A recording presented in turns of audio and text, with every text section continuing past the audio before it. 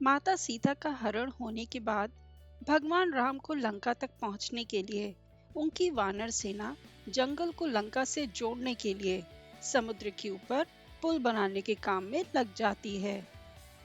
पुल बनाने के लिए पत्थर पर भगवान श्री राम का नाम लिखकर पूरी सेना समुद्र में पत्थर डालती है। भगवान राम का नाम लिखे जाने की वजह से पत्थर समुद्र में डूबने की बजाय तैरने लगते हैं। यह सब देखकर सभी वानर काफी खुश होते हैं और तेजी से पुल बनाने के लिए पत्थर समुद्र में डालने लगते हैं। भगवान राम पुल बनाने के लिए अपनी सेना के उत्साह, समर्पण और जुनून को देखकर काफी खुश होते हैं। उस वक्त वहां एक गिलहरी भी थी जो मुंह में कंकड़ उठाकर नदी में डाल रही थी। उसे ऐसा बार बार करते हुए एक वानर देख रहा था। कुछ देर बाद वानर गिलहरी को देखकर मजाक बनाता है। वानर कहता है, हे गिलहरी, तुम इतनी छोटी सी हो, समुद्र से दूर रहो, कहीं ऐसा ना हो कि तुम इन्हीं पत्थरों के नीचे दब जाओ।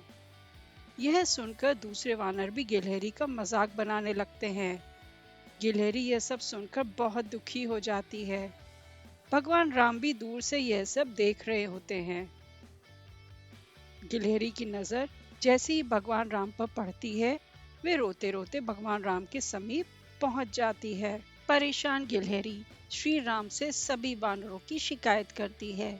तब भगवान राम खड़े होते हैं और वानर सेना को दिखाते हैं कि गिलहरी के जिन कंकड़ों व छोटे पत्थरों को फेंका था, वो कैसे बड़े पत्थरों को एक दूसरे से जोड़ने का काम कर रहे हैं।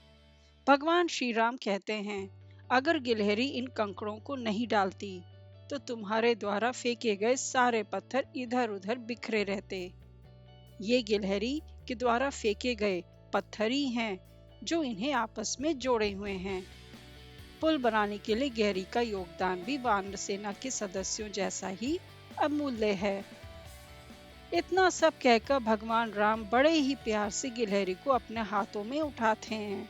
फिर गिलहरी के कार्य की सराहना करते हुए श्री राम उसकी पीठ पर बड़े ही प्यार से हाथ फेरने लगते हैं।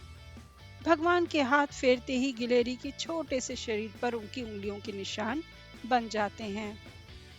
तब से यही माना जाता है कि गिलहरियों के शरीर पर मौजूद सफेद धारियां कुछ और नहीं बल्कि भगवान श्री राम की उंगलियों के निशान के रूप में मौजूद उनका आशीर्वाद है।